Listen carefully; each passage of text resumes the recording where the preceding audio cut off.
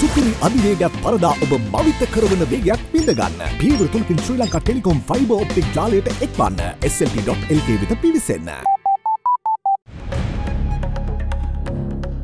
Good evening tonight. More questionable statements. Chief Minister Vigneshwaran calls on the people of Jaffna to refrain from providing information to the military.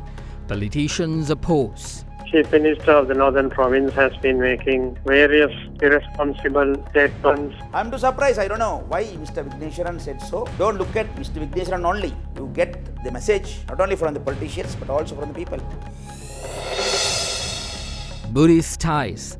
President and visiting Prime Minister of Thailand signs MOUs to strengthen bilateral and religious ties between the two nations.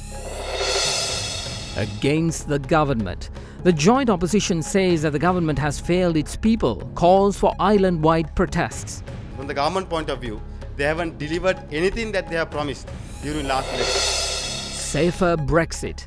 Acting Sri Lankan High Commissioner to UK speaking at Hyde Park says will ensure Sri Lanka continues to gain all benefits from the UK despite the Brexit. We are working closely with the UK authorities to try and ensure that those arrangements that come into place do not derogate from the current arrangements. And in international news, an uncomfortable visit. US President rolls back comments bashing UK Prime Minister Theresa May, says everything's good. Because I didn't criticize the Prime Minister. I have a lot of respect for the Prime Minister.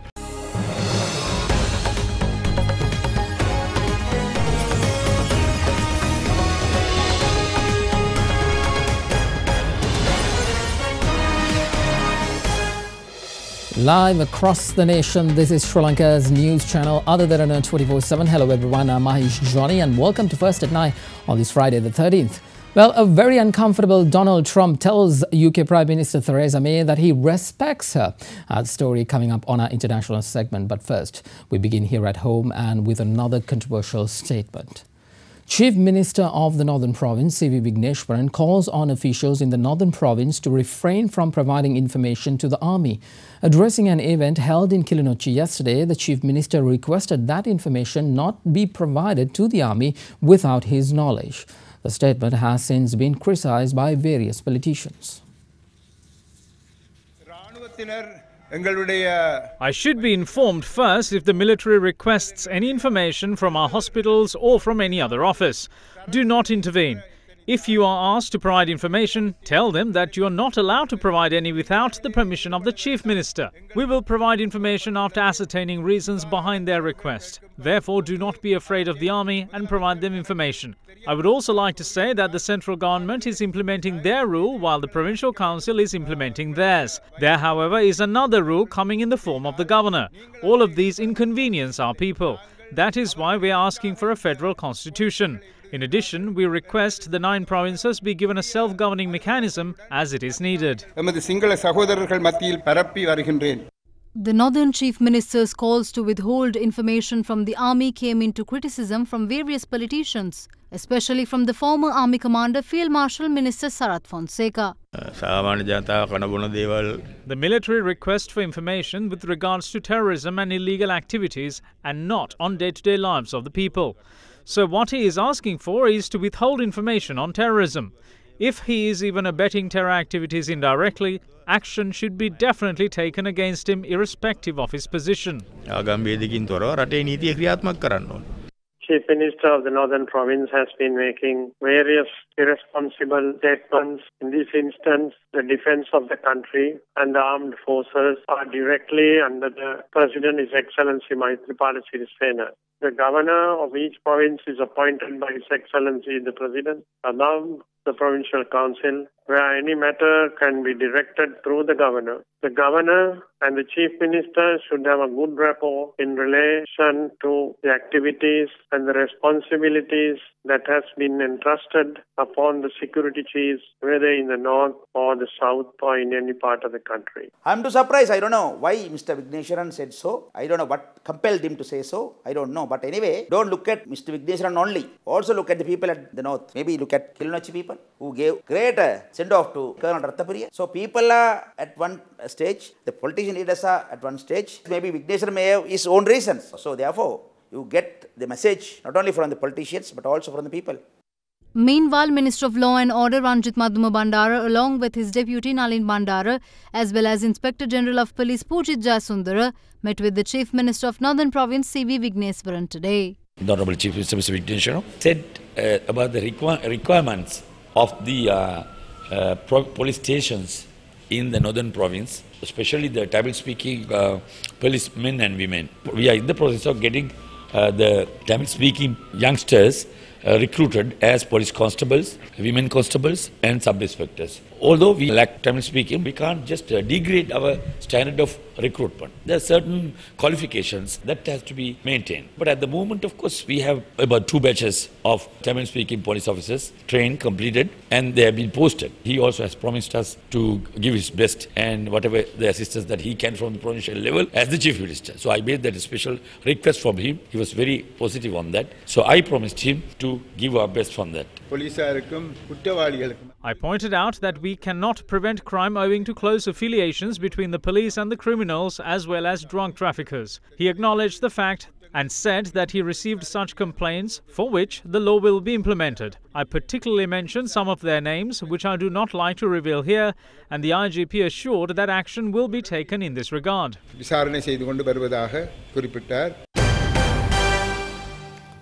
Bilateral ties between Thailand and Sri Lanka will be further strengthened after the two governments signed 4 MOUs in trade and technical cooperation.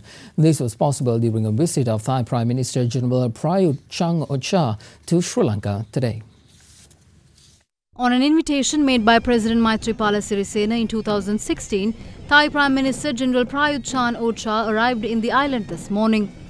President Maithripala Sirisena welcomed the Thai Prime Minister at the Presidential Secretariat and accorded a guard of honour.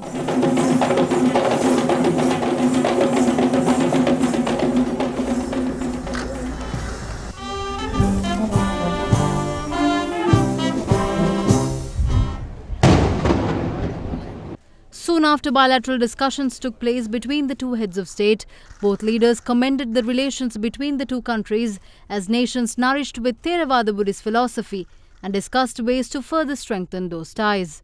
President Sirisena appreciated the progress made by Thailand in the agricultural and technical sectors and requested to provide assistance to develop these sectors in Sri Lanka as well. Later on, 4 memorandums of understanding were signed between the two countries.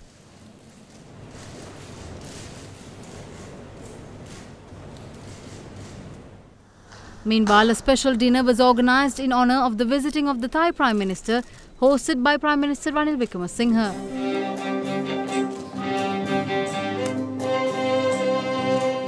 Today, formal discussions took place between the two Prime Ministers at Temple Trees. After formal meetings in Colombo, the Thai Prime Minister made his way to Kandy and engaged in religious observances at the Temple of the Tooth Relic, along with President Sirisena.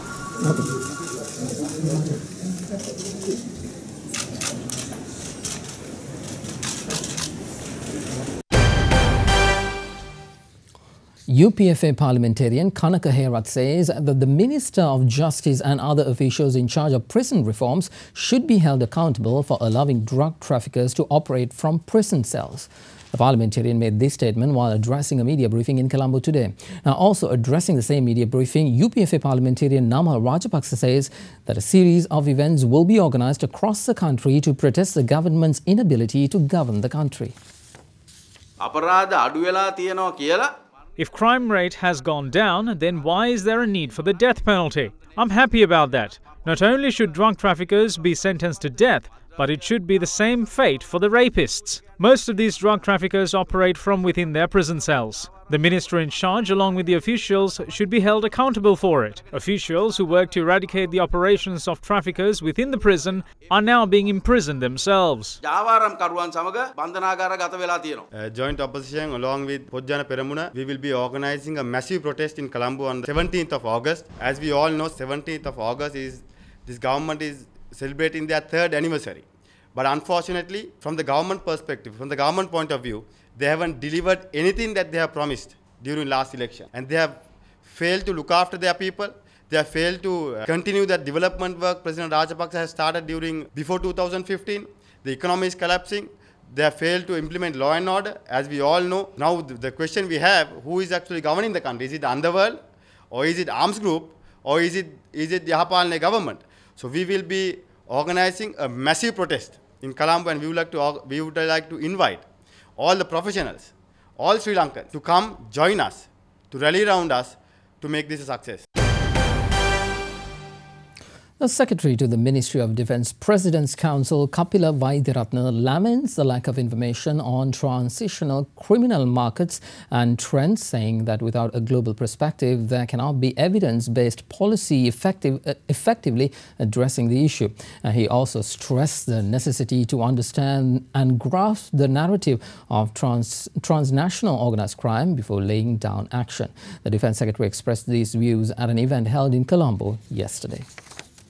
The diverse expansion of the criminal networks resulting in the convergence of threats that were once distinct have volatile and subverting effects today. While the origins of the illicit TOC trade flows emanating from the developed countries, its effects are mostly penetrated to the developing and conflict-ridden countries. Ties between the TOC cartels, government institutions and the high-end business represents a significant threat to the economic growth and democratic institutions.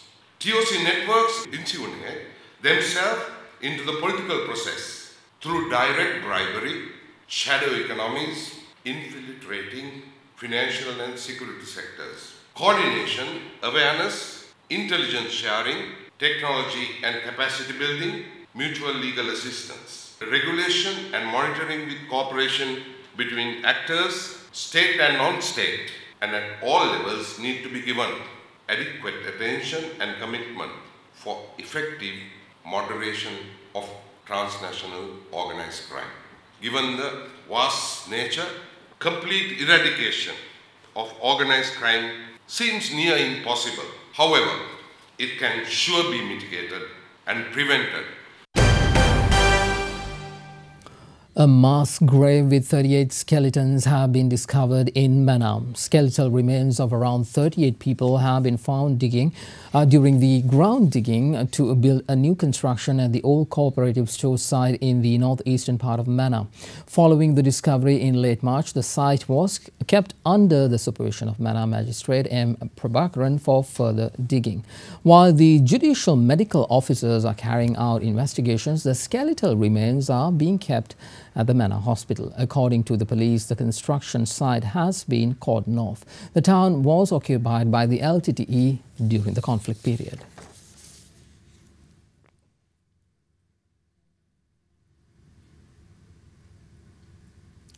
The case filed by the organisation Sinhala Ravya against the remarks of former State Minister Vijayakala Maheshwaran made with regard to the LTTE was taken up at the Colombo Magistrates Court today. During the hearing, the court ordered her comments contained in 2 audio-visual tapes be documented in both Sinhala and Tamil languages and handed over to the Organised Crimes Prevention Division. With that, now let's take a look at some other stories making news across Sri Lanka. Over 5 kilograms of heroin packaged in 21 packets were discovered from the coastal line of Illakanda in Sampur. Police said the 66 million rupee stash was abandoned along the beach. Customs at the Bandaranaike International Airport arrested 3 people who attempted to smuggle foreign currency amounting to over 48 million rupees to Singapore. 10 hikers who were attempting to scale the Wangidigala peak adjacent to the waterfall Bambarakanda in Haldumulla were rescued by the army today. The group was trapped as a fire raged in the area. Elephant repellent efforts in areas of Hambantota were underway for a 4th day today. The move is taken in a bid to address the elephant-human conflict prevalent in the area.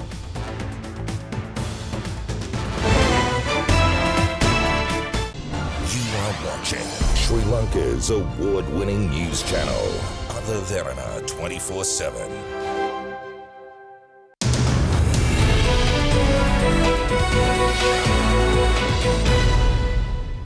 Business news now. Finance Minister Mangala Samaravira says that payments of taxes is part of a civilized society. He also says that in order to keep markets fair for consumers and traders, in order to reap the benefits of market fluctuations, then the Consumer Protection Authority should be strengthened. The minister made this comment while addressing a media briefing in Colombo today. All I have to say is that in a civilized country, everyone who has an income beyond a certain amount must pay tax. Even if a beggar, for example, has an income of over 100,000 rupees a month, of course he should pay tax. I can't see why he shouldn't be. Now, when the prices goes up, we see all the related prices go up within a day or within hours. But when the prices go down, they are inelastic. The prices don't come down. You are asking an important question, right? And it shows that if the markets are free, the price should adjust itself down like it's adjusting itself up. If the markets are free, right? If you take even a consumer item, right? If the prices go up, the input prices go up, the prices will go up for the retail price. If the input prices come down, it should come. Now, if there is competition and it's a free market, it has to happen. But I accept what you are saying. There are some places, there are imperfect markets. Where we identify them, we will look at certain solutions. So one example is the price of bus fare. I'll just take one way. The price of bus fares also have a formula. It's been there for the last 15 years. So, and if it goes above a certain percentage, there's an agreed increase for the prices.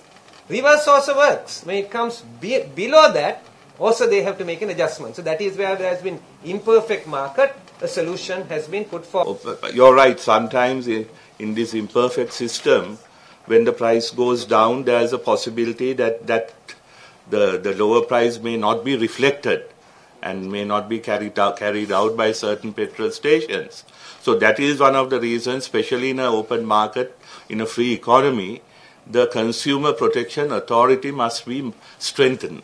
In fact, we have already asked Minister Rishad Badurdin to give more teeth to the Consumer Protection Authority to deal with errant traders of that nature. So we have to attack it from different sides. Now we've seen several non-bank finance institutions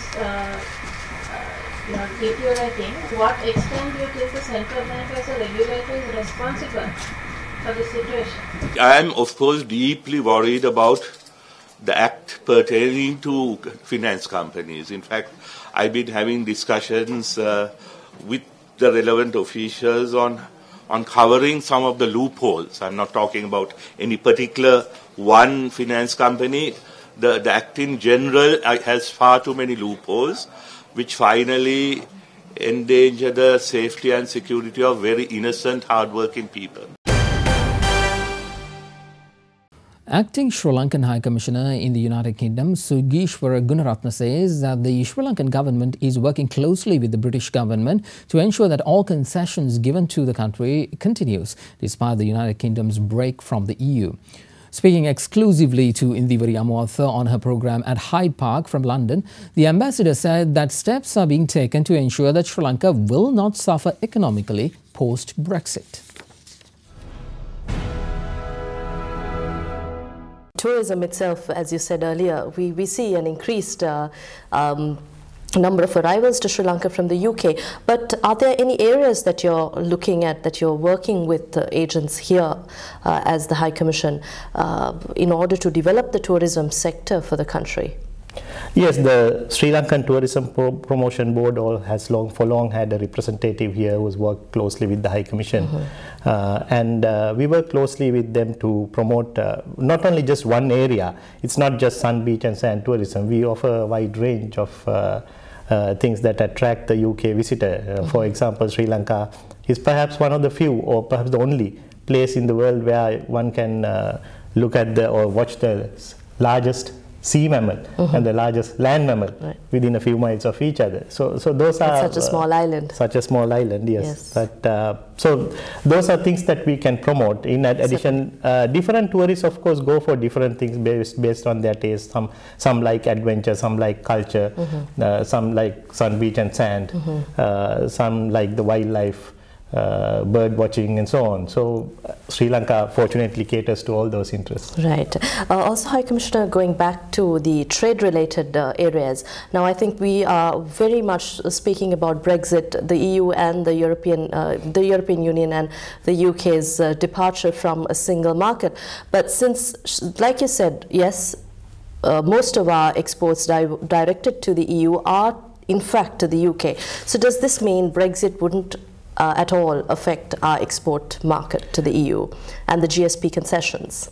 Well, at this point of time, I suppose no one would really know what arrangements would come into place once the UK exits the EU, but we are working closely with the UK authorities to try and ensure that those arrangements that come into place do not derogate from the current arrangements. For example, Sri Lanka is a beneficiary of the GSP plus trading concessions. We would ideally like to retain that within the UK, even though UK might exit the EU. Well, you can catch a repeat telecast of that program at Hyde Park tomorrow at 7 p.m. right here on Sri Lanka's news channel, Other Derana 24/7. Let's move on. The Sri Lankan rupee closed weaker against the US dollar today as gilt yields eased and stocks gained 0.32%. The rupee weakened against the US dollar to close at 159 rupees and 62.70 cents in the spot market on imported demand. Meanwhile, at the stock market, the Colombo All-Share Index closed 0.32% higher, gaining 19.28 points, and the S&P SL20 fell a marginal 0.05%, down 1.59 points. Market turnover was 626 million rupees. Now here is Stefan Dialvis from NDB Securities with a review of how the markets performed during the past week. During the week, ASPI gained 0.5%. Meanwhile, S&P SL20 increased by 0.3%. The average daily turnover for the week was down from last week to 394 million rupees. Banks, finance and insurance sector recorded the highest sector turnover during the week, whilst the second highest was seen in diversified sector. Furthermore, foreigners remained active for the week, closing as net sellers, where foreign sales accounted for 45% of the total weekly turnover. A net foreign outflow of nearly 221 million rupees was recorded for the week. This resulted in the year-to-date net foreign outflow to increase to 2.7 billion rupees. Out of the weekly turnover, crossings accounted for nearly 46%, which was a higher proportion than last week.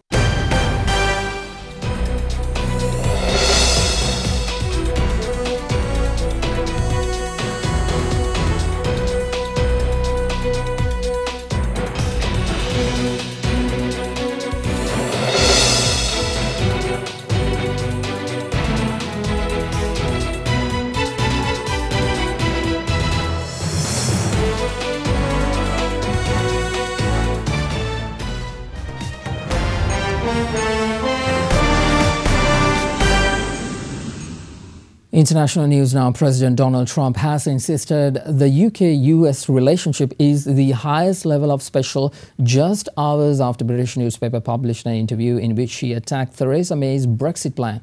Speaking alongside the PM, Trump said whatever the UK does after it leaves the EU is okay with him, and Brexit was an incredible opportunity. Theresa May said that they had discussed plans for an ambitious trade agreement.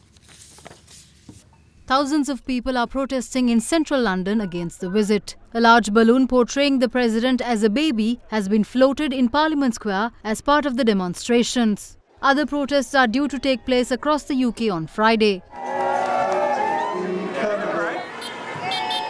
At a news conference following talks at the Prime Minister's country residence, Chequers, Donald Trump also said that he didn't criticize the Prime Minister in the British newspaper and insisted he had a lot of respect for her. Because I didn't criticize the Prime Minister. I have a lot of respect for the Prime Minister. And unfortunately, there was a story that was done, which was, generally fine, but it didn't put in what I said about the Prime Minister. And I said tremendous things. And fortunately, we tend to record stories now, so we have it for your enjoyment if you'd like it. But we record when we deal with reporters. It's called fake news. And we solve a lot of problems with the good old recording instrument.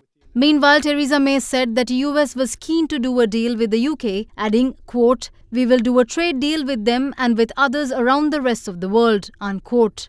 She maintained the government's Brexit agreement delivers on the referendum vote. No two countries do more together than ours to keep their people safe and prosperous. And we want to deepen that cooperation even further to meet the shared challenges we face now and in the years ahead.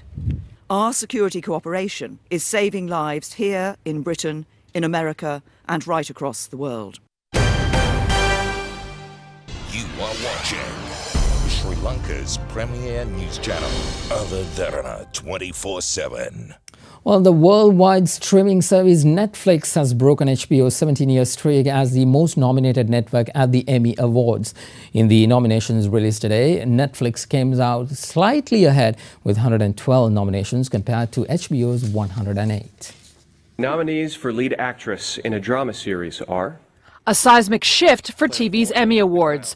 For the first time ever, Netflix scoring the most nominations, edging out HBO, which had held the top spot for 17 straight years. Popular Netflix shows The Crown and Stranger Things among the best drama contenders,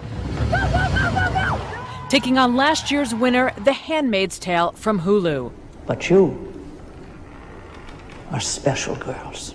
But they'll all face fierce competition from HBO's Game of Thrones. Ineligible for last year's awards, it roared back with 22 nominations, topping all shows. Netflix and HBO dominating the best comedy category with shows like Glow and Silicon Valley, NBC's Blackish, the sole broadcast entry, with Amazon's The Marvelous Mrs. Maisel, this year's Golden Globe winner, a new favorite. And amid all the political rancor, Samantha Bee's Full Frontal made the cut for Best Talk Show, despite backlash for Bee's off-color, on-air reference to Ivanka Trump. I crossed the line, I regret it, and I do apologize for that. A notable omission from the group, Jimmy Fallon's Tonight Show, shut out for the second straight year.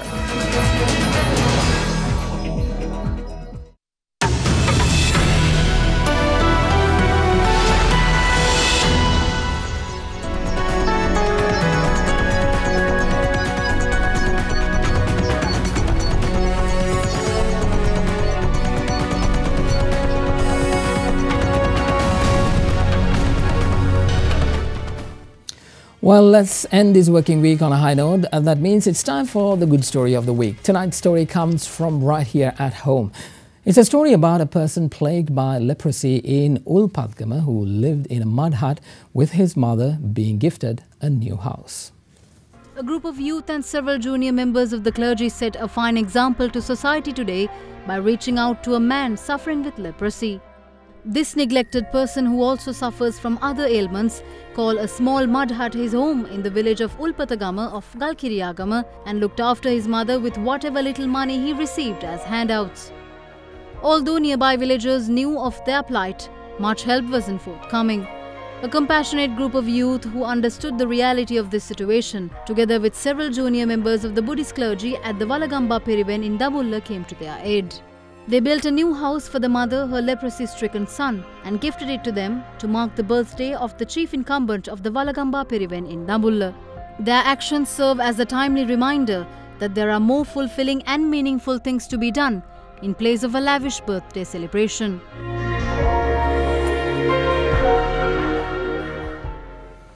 And that is a part of your world tonight right here on Derana 24/7, Sri Lanka's news channel. I'm Mahish Johnny. Thank you for joining us. Enjoy the weekend. Good night.